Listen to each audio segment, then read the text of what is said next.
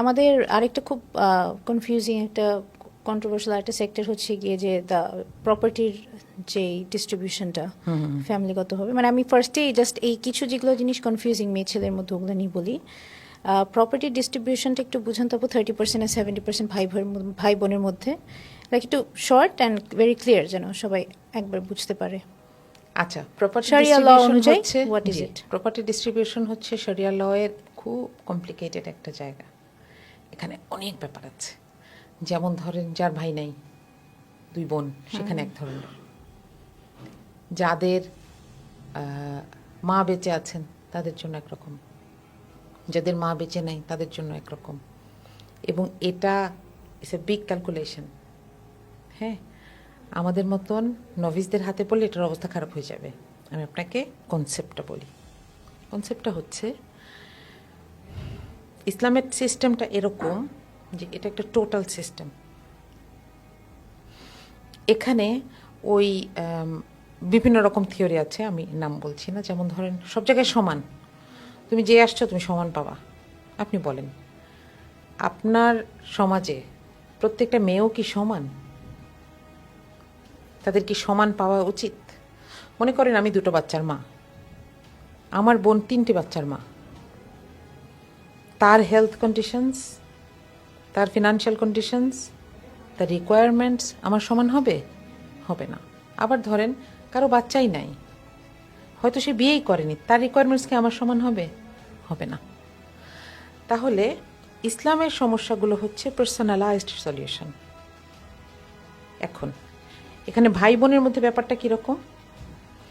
ইসলাম সব সময় এই জায়গাটা মানতে হবে, বা আমি মানি, ইসলাম পুরুষকে রেখেছে কেয়ারটেকার হিসেবে। খুব সুন্দর করে এটা ব্যাখ্যা করা আছে, ডিফাইন করা আছে। আর রিজালু আওয়ামুন আলান নিসা, যে men are the caretakers of women. এটার ব্যাখ্যা আমাদের দেশে কি হিসেবে এসেছে সেটা পরে বলছি, খুব ইন্টারেস্টিং। হ্যাঁ, কিন্তু এটা কেন দরকার বলেন? আপনি যদি ভালনারেবিলিটি চিন্তা করেন, আপনি যদি লাইফ সাইকেলের কথা চিন্তা করেন, একটা মেয়ের 12 বছর বয়স থেকে তার ইচ্ছায় হোক অনিচ্ছায় হোক যে প্রিপারেশন তার শরীরে তৈরি হয়, এটা কি কেউ স্টপ করতে পারে? তাকে তো এটা বিয়ার করতে হচ্ছে, তাই না? So it's logical there will be someone to look after her throughout her life, emotionally, financially, etcetera. এটাকে আল্লাহ একটা জায়গায় পরিবারে কিভাবে ব্যালেন্স করেছেন? পরিবারে পৈতৃক সম্পত্তির ক্ষেত্রে একটা মেয়ে তার ভাইয়ের অর্ধেক পাবে। আচ্ছা, এখানে আবার আরও ব্যাপার আছে। কোনো বাবা যদি মনে করেন যে আমার মেয়ের একটু বেশি দরকার, আমি দিতে চাই, তিনি কিন্তু তার টোটাল যে সম্পত্তি তার 1/3 তার ইচ্ছে মতো দিতে পারেন। 2/3 মধ্যে ভাই বোনের মধ্যে 2:1 ভাগ হলো, আর 1/3 উনি চাইলে মেয়েকে গিফট করে যেতে পারবেন। অপশন আছে। ওই যে বললাম পার্সোনালাইজড। আচ্ছা, এইটা কেন? আমাদের শুনলেই মনে হয় যে আমাকে ঠকাচ্ছে, আমার কি বাবা না, আমি কি তার আপন মেয়ে না?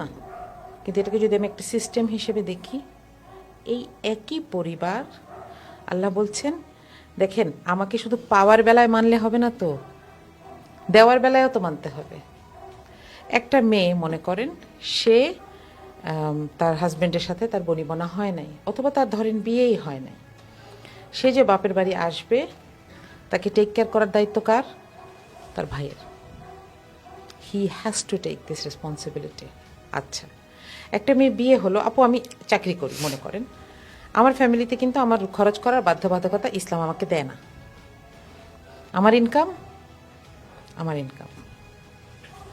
কিন্তু একটা পুরুষ, ও মরুক বাচুক, ওকে তার পরিবারের বাধ্যবাধকতা নিতে হবে, এবং ইসলাম চাইলে তাকে এটা নিয়ে শাস্তিও দিতে পারে সে যদি এই দায়িত্ব না নেয়। বুঝেছেন?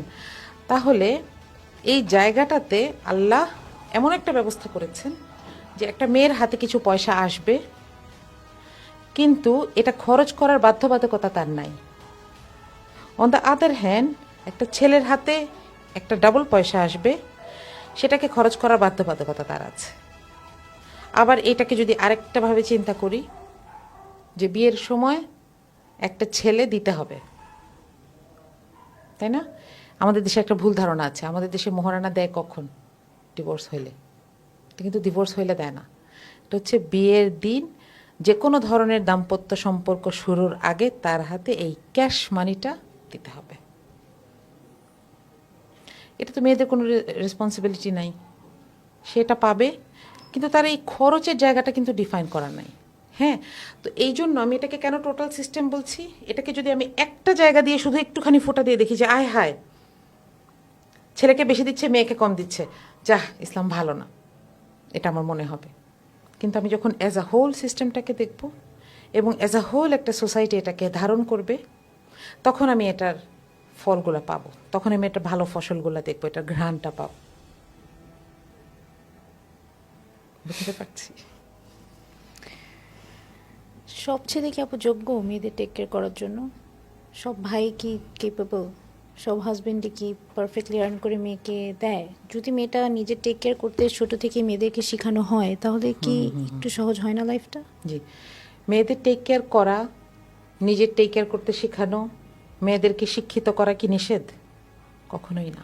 এখন আপনি যে কথাটা বলছিলেন যে অবশ্যই সব মানুষ সমান না, এটা কি একজন বাবা জানবেন না?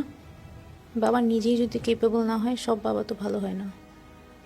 সব বাবা তো মানুষ একজন, তাই না? সেও তো ভালো খারাপ মিলাই হয়। সেক্ষেত্রে মনে করেন 50-50 দেয়া হইলো, তারপরে ভাইটা নিয়ে যাবে না? যদি ইভেন এই অর্ধেকটাও তো দিচ্ছে না, বুঝতে পারছেন? ওই অর্ধেকটাও তো দিতে গড়িমসি করছে। কিন্তু আপনি যখন একটা সিস্টেম বলবেন, আপনাকে আইডিয়াল কন্ডিশন ধরতে হবে।